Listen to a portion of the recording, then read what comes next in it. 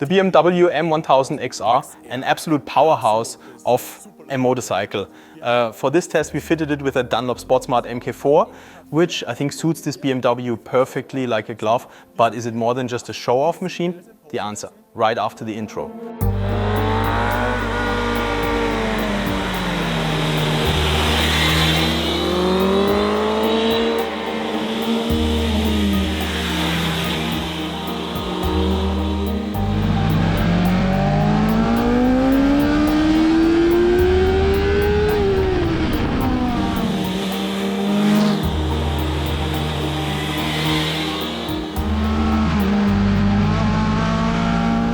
Jawohl, 50 Grad Schräglage.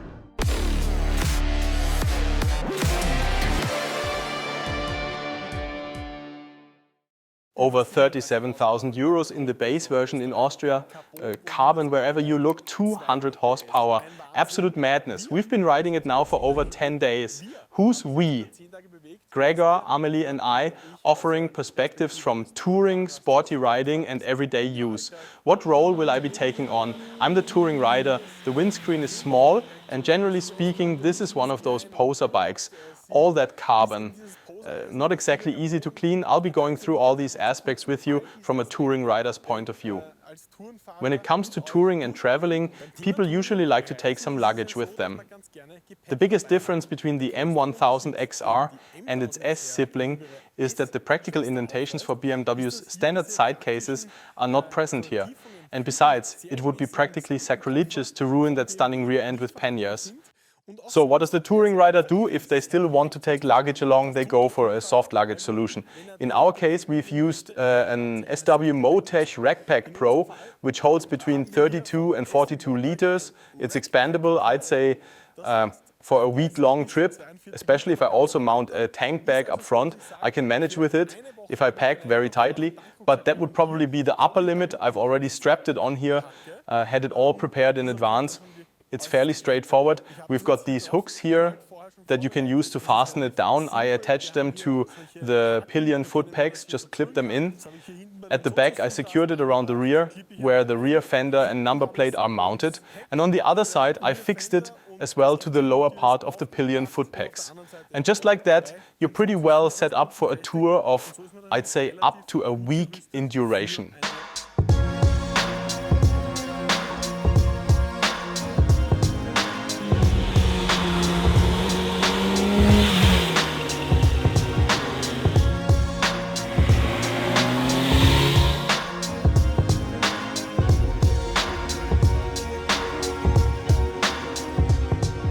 I spent just over a week riding the M1000XR around Barcelona. In the rain, in sunshine, in dry, damp, grippy and less grippy conditions. In other words, I put its touring suitability to the test. The sporty tinted windscreen certainly looks sexy. In the low position, I think it integrates beautifully with the front of the bike. But then you want to raise it and enjoy some wind protection and, well, not much happens. While the M1000XR does a really good job in the lower section, shielding the rider thanks to its broad build. It is after all a hefty motorcycle, and especially with these winglets on either side offering decent wind and weather protection, the upper part is drafty. I'm 1,87 m tall. At my height you get hit by the wind in the shoulder area and the helmet is fully in the airstream anyway. As I mentioned at the start, we fitted Dunlop's new Sportsmart Mk4 tires to the M's beautiful carbon wheels. Dunlop sees this tire as a good match for riders with very sporty motorcycles like this M1000XR. Accordingly, it's also available in the 200 dimension at the rear, aimed at those who enjoy touring as well and who might find themselves in the kind of conditions we've experienced, less than ideal temperature windows. Let me tell you a bit about its performance under those conditions. We never had more than 15 degrees Celsius. Road surface temperatures were occasionally a bit higher, but not by much. As I've already said, we covered various stages. In the national park we encountered some very rough, sandy and somewhat dirty tarmac. On our favorite stretch in Olisa, you could take a more spirited approach. To a certain extent, of course, because that's really Gregor's part in this video, seeing how the M performs in sporty use on country roads. I had the slightly less glamorous task of testing it in the wet. As I mentioned, it was foggy, the roads were damp and greasy, not pleasant at all. And this is where the Dunlop really came into its own as a forgiving tire. What do I mean by that? It warms up fairly quickly, and by that I mean it reaches the point where it actually starts working properly. Operating temperature comes fairly soon.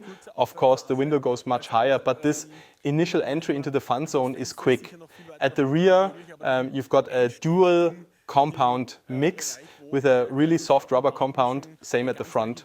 Now, obviously, you're not leaning it over much in wet conditions, but even in these smoother or less ideal circumstances, I found confidence in the tire. It delivered the kind of grip you'd expect from a touring tire. And one important factor in touring is self-damping. As in, the suspension on the M1000XR is never truly soft, so it's important for the tire to provide a certain amount of comfort over things like expansion, joints or grooves. You can definitely say the Dunlop Sportsmart Mk4 delivers here. It's forgiving, offers plenty of grip and also brings in that comfort element. As for tire life, I can't really say much. The few hundred kilometers we've ridden weren't exactly demanding as the temperatures weren't high. But honestly, if you're spending over 30,000 euros on a motorbike, trying to save money on tires because their mileage might not be that high, in my view, that's the wrong approach. So investing in a Sportsmart Mk4 is definitely worthwhile. It also complements the carbon wheels beautifully. The handling is truly super agile. The M1000XR is a genuinely large, hefty motorcycle, but the way it drops into corners so playfully and how effortlessly you can hold your line is honestly incredible. For that, it's absolutely essential to build trust in the tire. And I've managed to do just that with the Dunlop Sportsmart Mk4 over the past week. Let's move on to the topic of seating position and ergonomics. I always felt that the old S1000R, and it's much the same with the M sibling, forced you into a specific posture. With the 2024 update, that's improved a bit. What does that mean? I now have more room to move around in the saddle, to change position during a tour, which is quite pleasant. And thanks to the M footrest system, which is adjustable in all sorts of configurations, the knee angle suited my height of 1,87 m quite well. What else is worth mentioning in terms of touring? Vibrations, you do feel them from this 4-cylinder engine. I spent about an hour on the motorway, and when I got off, my left leg was slightly numb. These high-frequency vibrations do come through, and the racing style foot pegs transmit them directly into your legs and also into your arms. You definitely feel that after a while. And what I was constantly using were the 3-level heated grips on the M1000XR. They come as standard. On level 1, they're quite pleasant. We had temperatures between +7 and +14 degrees. They heat up so well that with gloves, it was almost too much for me. So they're properly powerful, and that means you can definitely say this bike is suitable for traveling even in cooler conditions.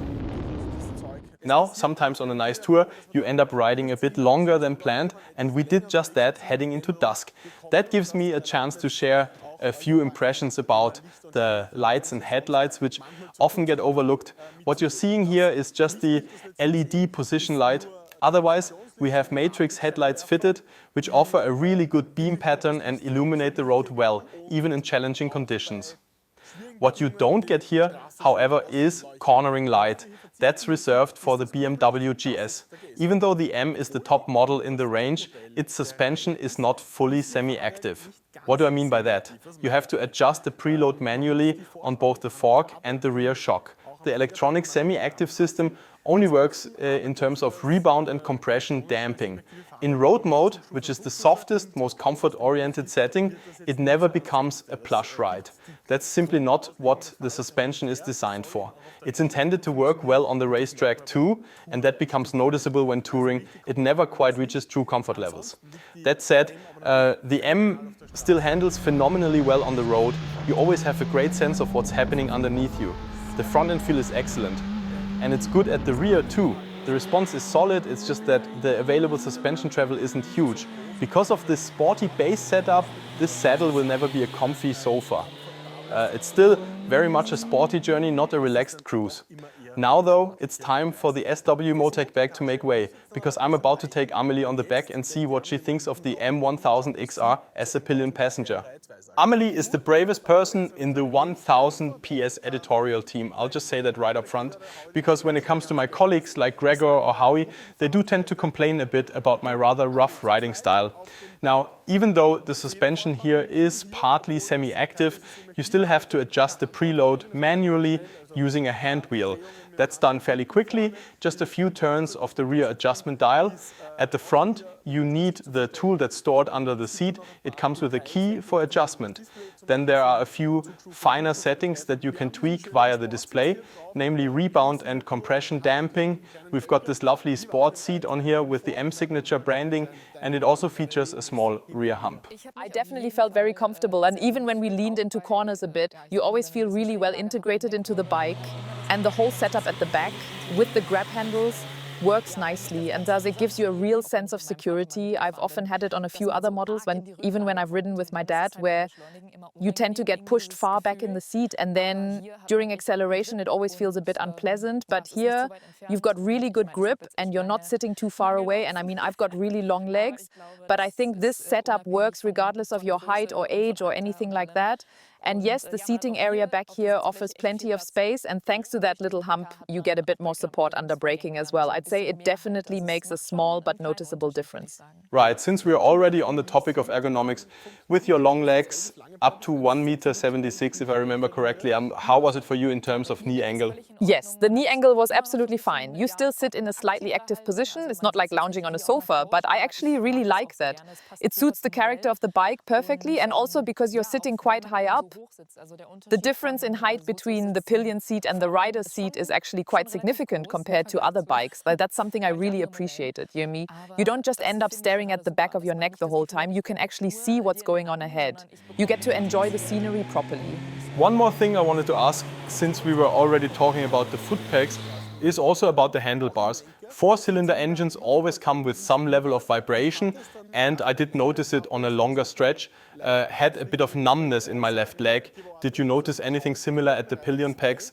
Any of those engine vibrations coming through to you? No, not really. I mean, of course, you always feel a bit of vibration. You're aware the engine's doing its thing, but nothing that stood out in a bad way. I wouldn't say it was enough to make my legs go numb or anything like that. We've also got the standard quick shifter on this bike. Personally, I find it quite pleasant as a rider. But how was it for you as a pillion?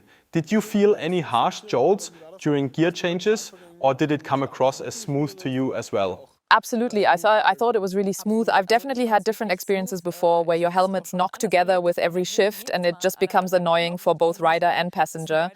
But here it was super smooth. The only time I really had to brace a bit was during braking, just to make sure we didn't bump into each other. But no, overall, very comfortable. So that's it from me on the topic of touring with the M1000 XR. Now it's Gregor's turn to dive into the sportiness aspect.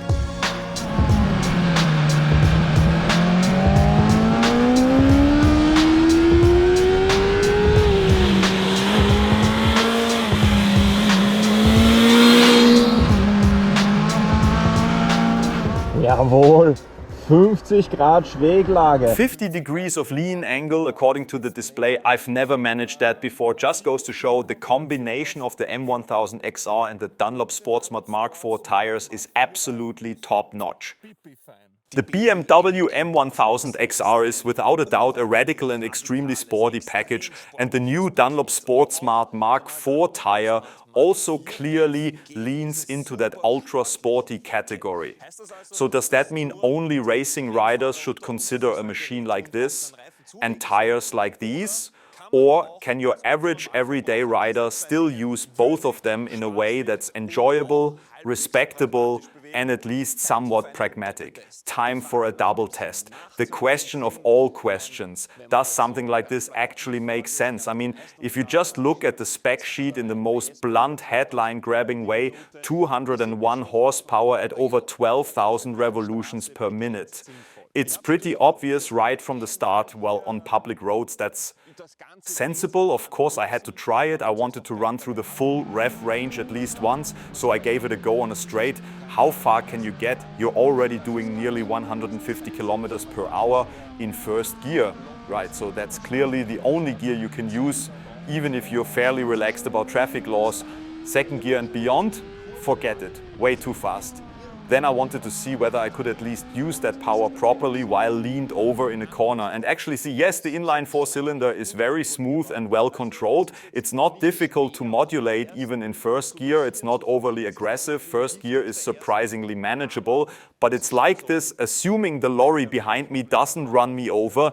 In these very tight corners you see here, you simply don't have the time to keep the throttle open for long before you're already rolling it off again. Especially in these tighter bends, like the ones behind me, I find myself in the corner in first gear, revving at around 7,000 or 8,000 RPM. Then you fire out of the bend and quickly reach 10,000 RPM. And at that point, there's so much power being delivered to the rear wheel that even here, and this is the grippiest bit of tarmac we know in the greater Barcelona area, even here, the traction control light is constantly blinking. Barcelona area, even here, the traction control light is constantly blinking. This is possibly the grippiest asphalt mix I've ever encountered. A special EU test surface laid down for experimental purposes, racetrack style tarmac with cambered curves. And even here, in lean angle, with a throttle hand that's far from heavy-handed, the traction control light is flashing constantly. The power is just enormous. So anyone thinking of riding this thing without traction control or with only minimal assistance, well, yes, you've got all the tools on board, slide control, traction settings, everything, but you really do need to know what you're doing. So for your average everyday rider, which I count myself as, it's definitely a good thing that all these systems actually work. You don't feel any harsh interventions, it's all very finely tuned. That said, I ended up preferring to ride these tighter corners in second gear. The power delivery is still very smooth, as you'd expect from a pure inline 4-cylinder. And you feel like you've got more control over the situation rather than constantly relying on traction control to save you from being flung off the bike. And even then, there's more than enough power. Even if you're only tapping into it at 6,000 or 7,000 RPM coming out of a corner, a large portion of the full power potential never even comes into play. And this was the key point for me already at the initial presentation of the M1000 XR, which I attended a year ago. The performance figures are not the whole story. You mustn't reduce the M1000 XR to just its horsepower. Yes, the power is brutal and grabs attention on paper, but for me, the real star of this motorcycle lies in all the other high-quality, finely engineered components, and today those harmonized beautifully with the tire, which we'll now break down a bit. First of all, ergonomics. Classic XR feel, similar to what you know from the S1000 XR. You feel well integrated into the bike, not much room to slide forwards and backwards, but what really works for me is the tank shape. It allows you to grip nicely with your knees, and even if you're only hinting at a hang-off position or going full hang-off if that's your thing, it works. I personally avoid going full hang-off on public roads. What really impressed me is that first, the DDC, dynamic damping control, this semi-active suspension system that constantly evaluates the riding situation, includes absolutely top-tier suspension components. You feel every groove in the road, the damping is quite firm, but I like that on the road. You always know what's going on underneath you, you lean your upper body forward, it's a dream. Then we've also got the competition package fitted. The biggest upgrade for me, the carbon wheels. And they are the next real star. They pair wonderfully with the Dunlop Sportsmart.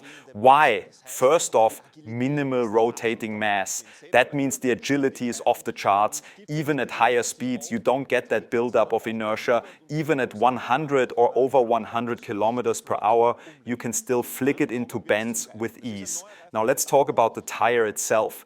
This is a new tire from Dunlop. They market it as 90% for road use, 10% track day capable. Track use is possible, but not the main focus. By comparison, Dunlop also offers the Sportsmart TT, which is roughly 50-50 between road and track. So with the Mk4, we're clearly more road oriented. You can see that when you look at the tire. compared to what I'd call hypersport tires, like the standard fitment on the M1000 XR, which I believe is the Conti Race Attack Street. It's a different approach. That Conti tire, for example, has large slick areas on the sidewalls with no tread at all.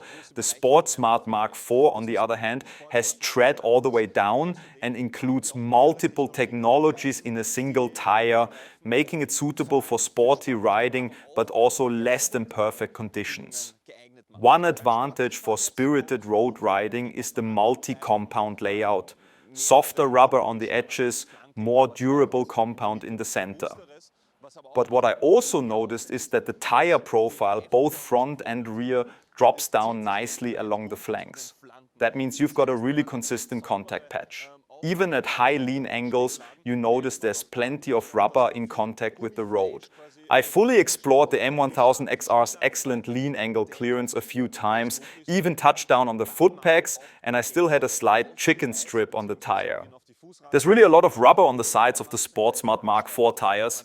And then Dunlop's so-called dynamic front formula, that refers to the shape of the tire, both front and rear, allows for incredibly harmonious steering behavior. There's no tipping moment, no awkwardness when turning in. And now we come back to the carbon wheels. They harmonize so well with everything because you get this added agility from the reduced rotating mass. And at the same time, you've got this beautifully sculpted tire with loads of rubber down the flanks. That means in fast direction changes and high-speed chicanes, you can flick the bike over lightning fast. You hardly need any input. Effortless riding is kind of the motto of the M1000 XR. Everything works so seamlessly. You think about turning and the bike just drops into lean. And on top of that, you've got the confidence, the sense of safety that the tire gives you. What also stood out to me during this sporty ride was the short warm-up time.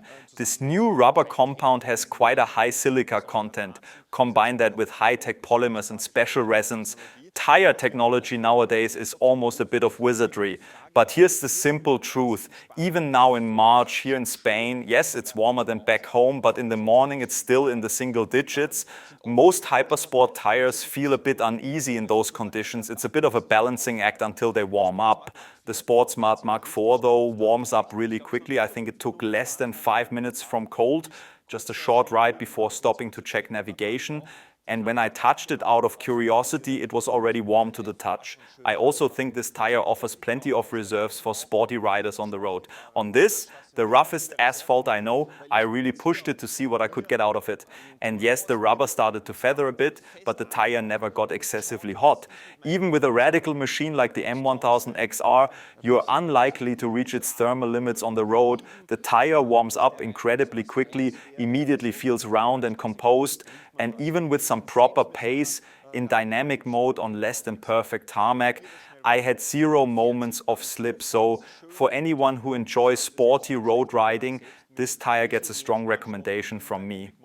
And now back to the M1000 XR. If you can afford it, it's mad.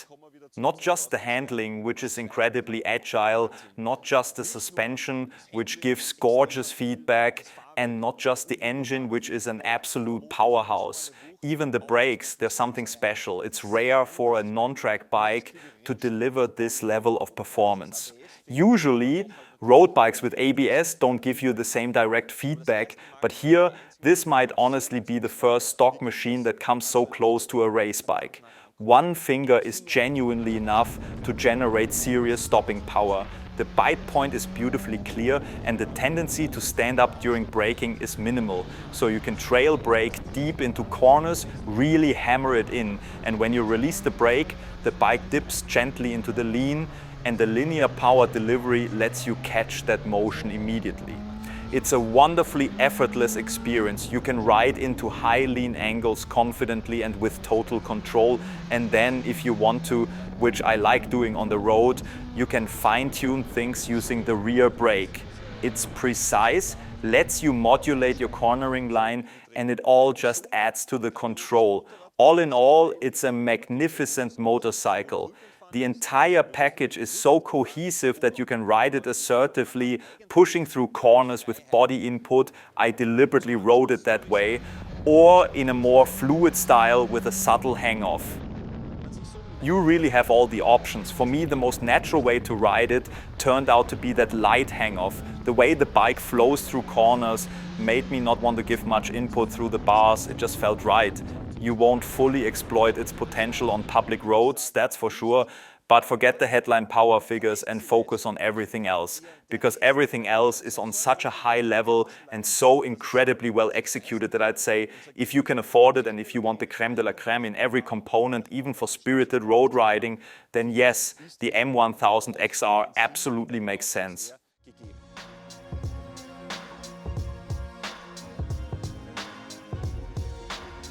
We've just wrapped up a long and exhausting day of riding, and now I'm going to turn the BMW M1000 XR around in this narrow alley.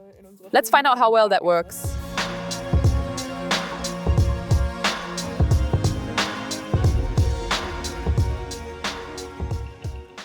I think the bike is fantastic, but if I know I wouldn't be able to lift it back up on my own if it tipped over, that's where I draw the line. Then all I can do is wait for someone stronger to come along.